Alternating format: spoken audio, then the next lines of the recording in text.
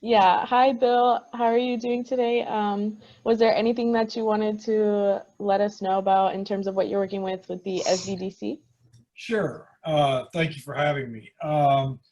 At the SBDC, a lot of our efforts right now are going to the payroll protection plan and the economic injury loan disaster plan caused by COVID-19 that have really had a major negative impact on local small businesses. And so we've been helping people apply for the money, and when they're getting the money, we're starting to work with them to help them with the compliance issues around, especially the PPP, which it can be forgivable, but there's some hoops they have to jump through. So we're helping them jump through those hoops. So that's what we're spending the majority of our time on at the SBDC right now. Oh, that's a really great like service for people to have, especially during these times. And it's now 2:04, so we will be beginning. Okay. Hello, everybody, and thank you for joining us for our fourth webinar of the Entrepreneur Bootcamp webinar series. We're so excited to have you here today. The topic for today will be customer acquisition strategies, and it will be facilitated by Bill Thompson. I would also like to introduce myself and our team. My name is Sarie, and I will be the monitor for today's webinar. We also have our translator, Rocio, and our technical support person, Sachet. During the webinar, you'll be able to ask questions. In order to do that, you just need to ask it through the Q&A button on the bottom of your screen. This webinar is provided under a grant from the Texas Workforce Commission, Workforce Solutions Rural Capital Area, and the Service Learning Excellence Program at Texas State. Bill, thank you so much for being a part of the series, and I'll now hand it over to you. Thank you. Thank you. Thank you for asking me to do this. Customer acquisition is something that I have a lot of passion towards and a lot of interest in, and because it is so critical for an entrepreneur and a business owner to be successful, to be able to attract and retain customers. So I'm really glad to be here. Why don't we go ahead and get started? Next slide. Yeah. So Daughtery, if y'all had a chance to view his webinar, he puts out a really well thought out strategy on how to acquire customers. There are some things that he doesn't really go over that I wanted to hit in this webinar that I think are also critical. He defines acquisition of customers as a process of persuading a consumer to purchase a company's goods or services. And in this webinar, he really focuses on the process and the persuading. There's some other things that I want to point out that are also important that he doesn't really go on here. One is on this screen, it's the consumer. It's knowing who your customer is. And we'll go into that a little bit. But also, I want to talk about the acquiring customer is an ongoing loop. It's not something that you start and you end with. It's something that you're continuing to do for the life of your company. And also I want to talk about the environment that a business is in is also important. So what I would like to do in this presentation is to briefly review Daughtery's webinar, what he talked about, and then talk about putting that strategy within an overall comprehensive marketing approach. So next slide, please. So this is a customer acquisition lifestyle. The first stage is having a consumer discover what your product and service is. And either by search engine optimization, inbound marketing, PR publicity, or buyer persona development. Then have your consumer, your client, your prospective client consider your product and your services by free trials, reviews, webinars, event, and content marketing. Then they will decide if they're going to buy your product or services, yes, no, or postpone to a later date. Transaction is money changes hands. You give them the product and services. You've got your revenues in the bank, and then you repeat the process. This is an acquisition for any business that's got a product or services that they're selling. Next slide, please. So he gives you three ranges of acquisition strategies: the self-service with no human intervention, the light touch with a light touch human assistance. And then the heavy touch is where there's a lot of hand holding. And depending on some variables within your product and services will make a difference between which one of these you use. Next slide, please. So here's a quadrant that he sets up that that influences which type you use. On the x-axis, he has the complexity of your product and sales, either the sales process or the solution, which is your product and service. If you have a product that has that's not very complex, then self-service would be more to your what you would need. If it's the more complex it is, the more hand holding somebody's going to need. On the y-axis, he has the deal size. If you're selling back scratchers on the internet or on the TV, late night TV, and they're scratching their backs, those are not complex, and the deal size is very small, so self-service would work just fine. If you have a high complex product, but there's not a big deal, a very big deal size, there's not much margins in it, then it's in the death zone because you're not going to be able to sustain that, and you need to know that early. If your deal size is higher, but the complexity is low, you may get away with a light touch. But if you're doing something like if you're selling an aircraft carrier to the United States government, that's a very complex product, very complex sales process, a very complex client, so you're going to have a heavy touch. Those are kind of obvious. Where a lot of business owners get confused is the light touch to self-service. I'll give you an example. I'll use myself as an example in this. I like to play the guitar. I'm not very good at it. I'm not even a picker. I'm more of a hacker. So online, there are all these applications that I can pay for through self-service for guitar lessons. But because I'm a baby boomer, I want more hand-holding. I want somebody to be there. I want an instructor. So I need more of a light touch to a heavy touch than a self-service. If the client is a millennial who's very used to technology, they may be more likely to take guitar lessons through an application where there's no human interaction. So I use that as an example, as it's important to know your client and know your product and know the complexity and know the deal size to know which one of these you would use. Next slide, please. So he uses this into the self-touch, the light touch, the self-service, light touch, and heavy touch, as far as within that circle between discovery, consider, decide, and transaction, and in which each one of these, there's a cost associated with that, and there's a return on your investment that you need to consider with that. And he doesn't really talk about that in his model, and I think it's important to talk about that, which is why we're having this webinar here. Next model, please. Next slide, please. So it's really important to look and see which method is most expensive for your business. And it may not be the self-service. It depends. Which is the most effective and which gives you the greater return on your investment. So what I want to propose here is a model that gives you an idea of how to measure the effectiveness of your marketing strategy and in terms of your return on your investment, because otherwise you're throwing mud against the wall and seeing what sticks. And that's most expensive as all.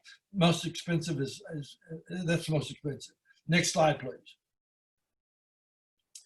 So when you're considering a marketing strategy, there are internal factors that you need to consider, and there's external factors. Now, these internal factors are internal with your business, but also internal with your customer. External with your business, but also external with your customer. We're going to go into more details of this, somebody's culture, the culture of your business, the culture of your company, your client's business or family, depending if you're going business to business or business to consumer, the people involved, the product, and the resources. One thing that we see on the resources is a lot of time somebody will come to us and she goes, well, I'm going to sell my product to everybody. And I'm going, no, you're not really going to be able to do that because you don't have enough resources to market to everybody.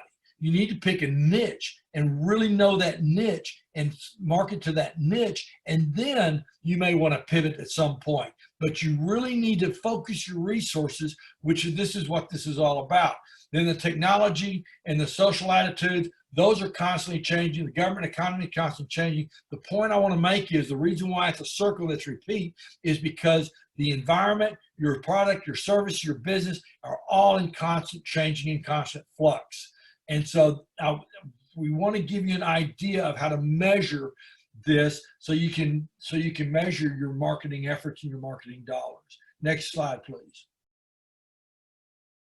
So internal of your business are all actions that are there to attract and retain customers.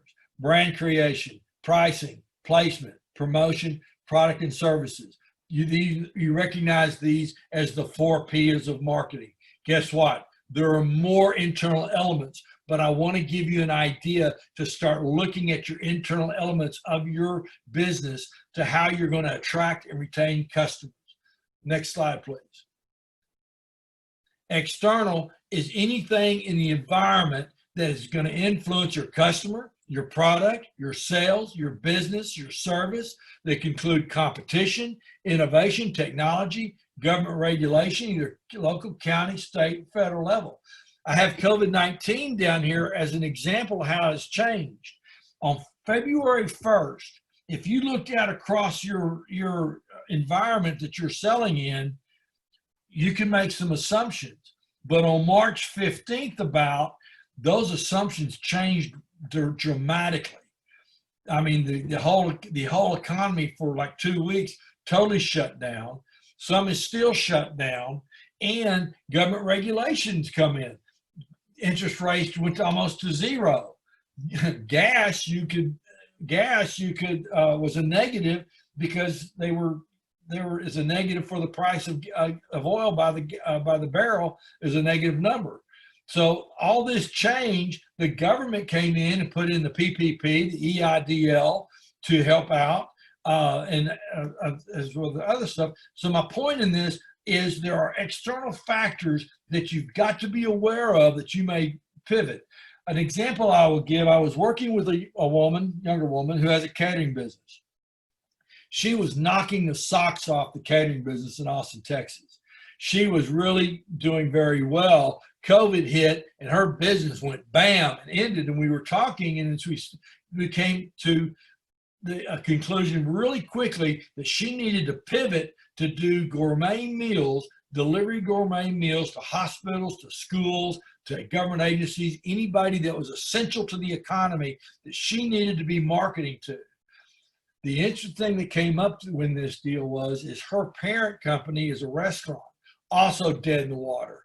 And they didn't want her to make these changes. They didn't want her to apply for the PPP or the EIDL to give her working capital so she could pay her payroll, so she could do this. And so her business became like this between the restaurant and the caterer. So that's an example of how you really need to understand internal and external of your business model in your environment. Next slide, please. So this is more of just kind of drilling down a little bit on internals. All actions are retained to attain and attract your clients, your customer, brand creation, pricing, placement, promotion. It's just another visualization of that. And the external, any element that influence your customer, product, and service, technology, it's just a different presentation to really hone in on, for you to hone in on what variables, internal and external, are affecting your business. Next slide, please. So this is a path for a comprehensive marketing strategy. It's only one path, but it's a path. Peg Richmond and I, my coworker, we created this for the Women's Entrepreneur Week last fall, and we had a lot of fun doing it. And so I wanted to bring it in here because I really believe in this. You don't have to pick this one, but this is a good one to pick. So there's some background steps that's got to be answered to successfully have a comprehensive marketing strategy. Daugherty gives you a strategy. The strategy is down here in the GHOST. It's the S in GHOST, which we'll go over later, but there's some steps a business owner needs to take before they do a strategy, and then techniques. And this is a way to do this. The first is the vision. Where do you want your business to be? What's the long-term goal of your business in very general terms? What's your dream? I'm working with a gentleman right now that his vision is to revolutionize the manufacturing of furniture in the United States and across the world. That's his vision. The mission is how he's going to do that. So those are the first two things that have to be answered in the comprehensive marketing strategy. The next thing is a SWOT analysis, which stands for strengths, weaknesses, opportunities, and threats, which we'll go over in a minute. And then the last thing is the GOAST, which is goals, objectives, audience, strategies, and techniques, which we'll go over last. Next slide, please. So a SWOT analysis is an assessment that you can do, that you should be doing on your business on a regular basis. Internal, it's what's your strengths. What do you do better than anybody else? What do you do really well that you can bring to the marketplace and sustain sustain yourself in the marketplace by having enough revenues to cover your fixed and variable costs? That's your strength. Weaknesses is what you don't do well. You need to know what you don't do well. Where are your weaknesses? You cannot be all things to all people. So it's really important that you do an assessment on your strengths and your weaknesses. You want to play to your strength and you want to compensate for your weaknesses. External are opportunities. What opportunities are out there that you can pursue to capitalize on to make your revenues? What is out there? Where can you pivot? What opportunities can you pivot to make those opportunities profitable? Threat is what is in the environment that's out there that's threatening your business that you're going to have to deal with. We tell people that you need to do this at least once a month. Once a year, probably once a year. The problem with doing it once a year, if you did a threat assessment on January 1st of 2020, you would have not seen COVID coming. Some did, but most people would not have. I would suggest you do this quarterly. Once a month may be a little overkill, but do it quarterly or twice a year. Do a full SWOT analysis, because this is constantly changing, constantly evolving. And the businesses that can recognize it and pivot faster are going to do better than those that don't. Next slide, please. So the next one is the GOAST, the comprehensive marketing strategy.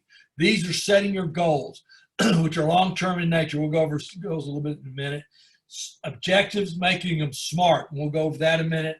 The importance of knowing your audience, whether it's B2B or B2C, business to business or business to consumer. The importance of really knowing that audience. And from that, creating your strategy, such as Daugherty's strategy here, and how to implement that and what tactics you're going to need to implement that strategy. Next slide, please.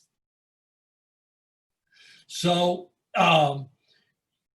your goals, let me go back for your goals real quick. Goals are what your long-term vision are, but it's not necessarily going to be time-bound or measurable. This is what you want to attain over a year period or whatever, but you don't really have a time frame. Your objective is what we're talking here, which are SMART. Your objectives need to be specific, they need to be measurable, attainable, relevant, and time-bound. When I say specific, it's like, give you two examples. I'm going to sell 10 or 1,000 or 10,000 or 100,000 widgets by June 31st or July 31st. That is a measurable objective that you can measure and you can quantify if you make it or not. Another example is I want to have 10,000 responses on my social media in 30 days. That is something that you can measure and is attainable or not. So your SMART goals need to be your SMART objectives need to be specific, they need to be measurable, they need to be attainable, they need to be relevant. If the objective is not going to get your long-term goals, then it's irrelevant. So you want to make sure you're relevant, and you want to make sure you know that as soon as possible so you can pivot and get out of it and go to another, recreate your objective. It needs to be time-bound, so that you, at a certain time, you can measure whether you got this objective or not. Remember, we talked about the importance of having your strategies to be measurable for our return on your investment. This is how you would do that. This is extremely important. Next slide, please. So this is your knowing your audience. And I got two examples, one B2B, business to business, one business consumer. Jana Menifee and I were sitting in a workshop a few months ago before COVID, I think back in November or October, and the lady who was speaking was a marketing person. She had her own marketing business out of San Antonio. And the interesting thing that impressed me about this lady is that when she started in the marketing business, she started as a marketer for a CPA firm, an accounting firm. And management had her do a return on investment anytime she had an event where she was pulling CPAs out of doing their generating revenues for doing marketing. She had to come up with an ROI, return on investment, of pulling that person out. So she looked at her whole business as a marketer as a return on investment of her marketing efforts. Jen and I asked her a question, and we said, if we refer somebody to you, what's the most important thing that they need to know before they come to you so that they can get a good return on their investment? Without blinking an eye, she said, they got to know their audience. If they know their audience, then we can create a sound marketing strategy around that audience. If they don't know, we're just throwing mud against the wall and seeing what sticks. So these are some ideas for you to think about if you're advertising, marketing to a business. What is the industry? What size of company are they? What size of marketing? How much can they buy? How big are they? Where are they located? How many branch offices do they have? How many employees? Where do they perform their services, and where are their local markets? I was working in Giddings. I covered Giddings as part of my area. And there was a business wanted to market to a business. This is an oil-related industry, and they were trying to market to them in Giddings. What they didn't know is all buying was done out of Houston, not in Giddings. They were wasting all their money, all their resources, trying to sell the personnel in Giddings, and they weren't the gatekeeper, and they weren't the buyer. So it's really important to know where that buying is done at, who that gatekeeper is, and how you're going to get past that gatekeeper. So the other thing I want to talk about is the culture of your business or your client. And you really need to know the culture of the business, because people don't buy from businesses, they buy from people. So if you're marketing to, say, WeWorks, you need to understand that WeWorks is their focus is not on a co-working space. Their focus is on buying real estate. They're emphasizing buying real estate. They're using co-working spaces to fund that goal of buying real estate transactions. So you need to understand, if you're dealing with WeWorks, that you're working with somebody who's interested in buying real estate. If you're working with Splash out of San Marcos, which is a co-working space, their focus is on the co-working space. You need to know that before you spend your time, your resource marketing dollars on that. Chick-fil-A, McDonald's is the same thing. McDonald's got into the business as a buying real estate, making hamburgers. Chick-fil-A comes from a religious background, and so they're more into a religious effort, and their focuses are different. You really need to know that. You need to know where the buyers are hanging out to get the latest market information. You need to know how much federal and state regulation they have to deal with. Knowing all that information, knowing who your customer is, to really know them, gives you a competitive advantage. Next slide, please. So this is a comprehensive marketing strategy of business to consumer. An avatar, an archetype. You want to have an idea of who your customer is. You want to really drill down to what motivates them. Where do they live? City, rural, how much money do they make? Are they multi-generational? Are they college roommates? My niece she's studying medicine in Boston, and she lives with a family. They're a family, but they're not biologically related, but they're all related in the medical industry, and they're all married. Some are married, some aren't. But she has these roommates for med school, and they're all multi-generation. it's important that you know that. What's their primary occupation? What's their income? What are their life beliefs? What are the family vacations? Who do they follow? Who do they idolize?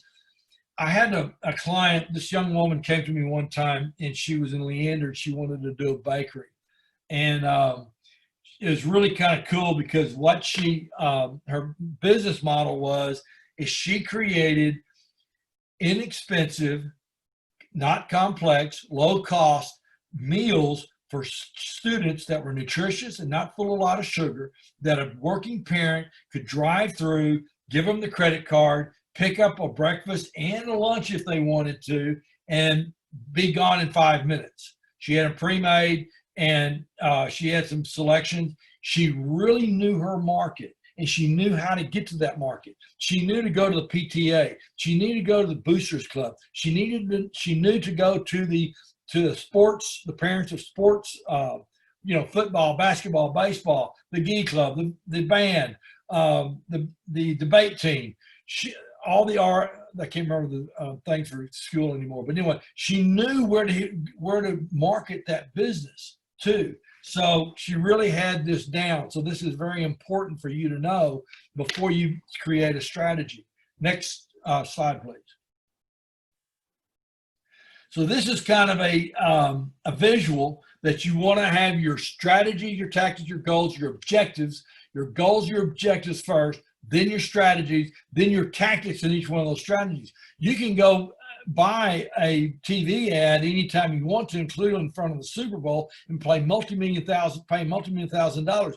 But is that going to get your product sold? Is that going to get money in your pocket that you can be profitable and continue with the business cycle? So it's really important to know this before you pick a strategy and tactics, to know these steps, this comprehensive marketing strategy steps. Next slide, please. So this is a summary. So before you go with Daugherty's strategy, which is a really good strategy, I want to emphasize that. I think it's really important that you back up, you really recognize what your vision is, what your mission is. You do an assessment of your SWOT, you do the ghosts, and then this will give you a better opportunity to control your marketing costs, measure the effectiveness of your marketing strategy, and most importantly, measure the return on your investment. And that's my presentation for today. So now we'll open it up to questions.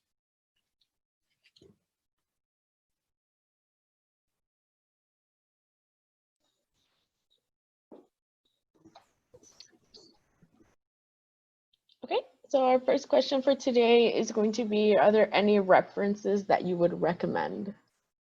Yes. And you can get these at the university, you can get them through any public library. Usually, I don't know about COVID now, but to know my customer, to know when I'm working with somebody to know the customer, I use Simply Analytics. Simply Analytics, I can take any zip code or group of zip codes. I can take a NAICS code, which is a North American industrial code that has the type of business. And then I can sit there and I can look at the demographics across the board of occupation, ethnic background, industries that people are working in, and it will give me I can get a blueprint of any zip code or county or city in the United States that I want to sell in, or my customer will sell in. The other one I like is for competition is Reference USA. I can use NAICS code and zip codes to drill down on who is doing what business in what zip code. I can get an idea of how many employees they have, and I can get a rough estimate of how much that competition is generating revenues. Okay, and we also have, could you explain return on investment? Is there a standard formula to follow, or does it hang with every advertisement type? Or does it change with every advertisement type? Yeah, it will change. Yes, it will change depending on return on investment is going to be the variables. There are a lot of variables return on investment. Basically, return on investment is when you're taking your gross revenues and you're dividing it by your, in this case, your marketing cost, what your marketing cost was to get a percentage. And that's going to be changing, because if your marketing technique is to buy a Super Bowl ad, the return on the investment is going to be a great difference than if you're doing social media. Social media and Facebook and Twitter and Instagram and Snapchat are a low cost way to get your message out there and increase your return on your investment. However, unless you put it into a total marketing, comprehensive marketing strategy, that's the best way to go. Do you want to do that? And do you want to do some periodical or magazine? Do you want to do radio or TV? So the return on investment, the variables is basically gross revenues divided by your marketing dollars. But that's going to vary depending on which techniques you use, which is the last step of that ghost model we talked about. How do you acquire a customer, and what does that mean? Well, that's been what we talked about this entire deal is acquiring customers. And the way what acquiring customers is about is how do you get, it's probably too long to go back to the slides, but there was where we had the discovery, the 5 circles that's ending with repeat. What you're talking about acquiring those customers, or how do you get your client, your service, your product and services known by the client? How do they get them to make the decision? How do they analyze what their decision is? They transfer. That's how you acquire your customer. What's just important, if not more important, is how do you retain those customers, and what techniques are you going to use to retain those customers, which may change over time, which is why the ghost is constantly changing and constantly turning the strategies, your objectives, your strategies, your techniques, depending on if you're acquiring your first customer or if you're retaining a long-term customer. So it really depends. For the catering business, could you give an example of a SMART goals? Yes. I'm going to sell, I'm going to increase my customer base by 5 customers in the next 30 days. I'm going to increase, I want 3 more customers, paying customers within the next 30 days. That's a SMART goal. That's relevant, it's attainable, it is time bound, and it's measurable. You can measure if I got those in. Now the objectives may change on how you do that, but the goal, the SMART goal, SMART objective, that's a SMART objective to get your goal because it's relevant. The techniques, the strategies and techniques may change. Okay, another participant said, thank you so much for your presentation, Mr. Thompson. They said, could you recommend a book on smart marketing? And also, how can I reach out to you if I would want to work with you in the future? You can, what's 2 questions? The easy questions, how you can reach me I work for Texas State University Small Business Development Center. If you Google Texas State University Small Business Development Center, we have 4 advisors that work 12 counties. I work the rural counties north of, I'm at the Round Rock campus usually. I'm not now, but that's where I'm usually at, the Round Rock campus. So I work everything from Lampasas and Saba, Llano, Burnet, all the way over to Schulenburg, Flatonia, up to Georgetown, and then I also work in North Austin, and I do some in South Austin. We have 4 advisors. We break up that way. And so depending on what your needs are, there's 4 of us that you could work with, and I'd be happy to work with you. But you go through Texas State Small Business Development Center, and there's a process that you go through to access our services. We are paid by your tax dollars, so there's no charge for our services for most of what we do. Sometimes we have classes that we do cost recovery on, but most part we don't charge for our services. A book on smart. Wow, I have not. I would have to get back with you on that. I don't want to throw something out without researching it.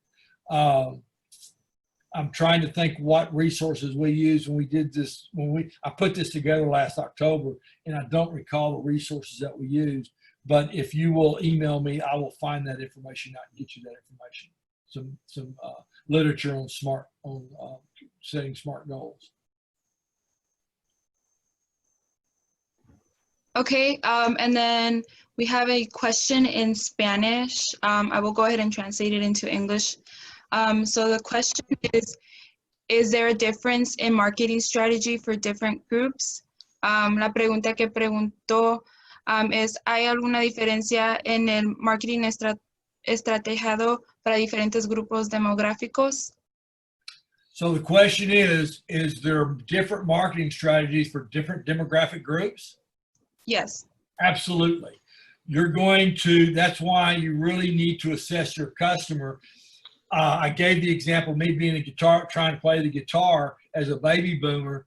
You're going to want to, if baby boomers are who you're going for, you're going to want to customize your marketing strategy, your goals, your objectives, your strategies, and your techniques to meet that marketing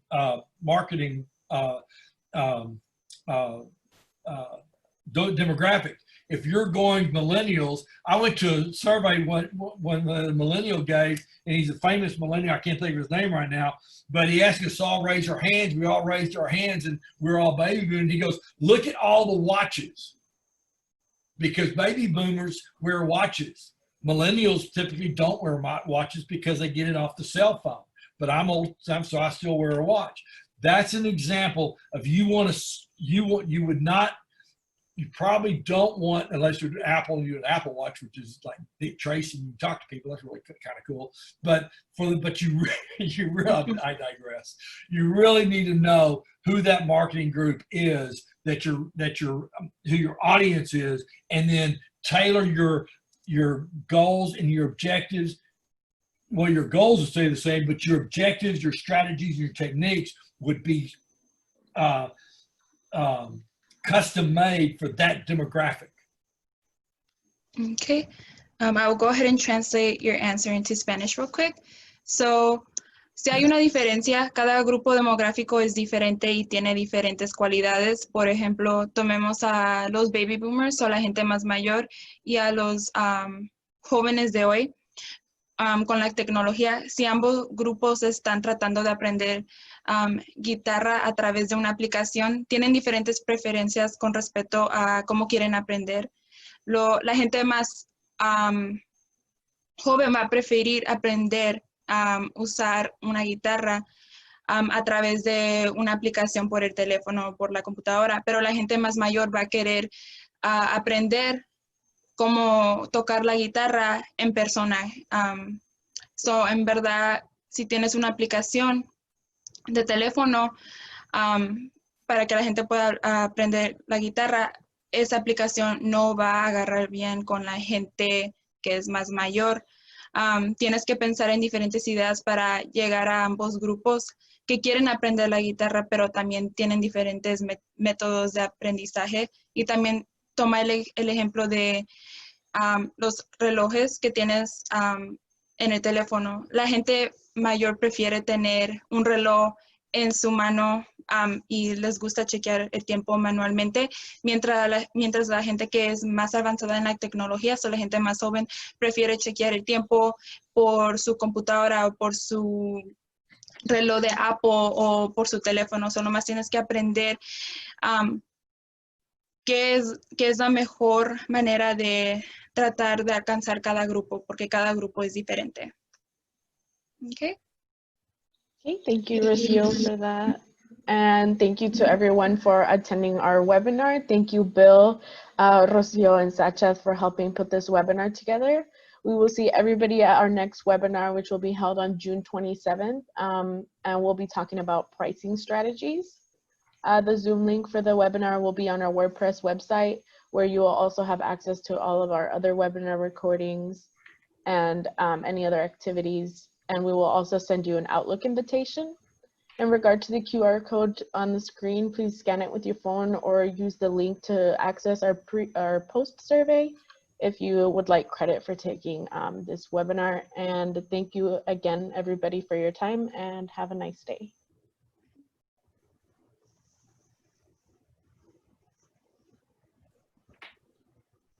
Is that a wrap? Yes. Cool. So I think we're just gonna wait for Dr.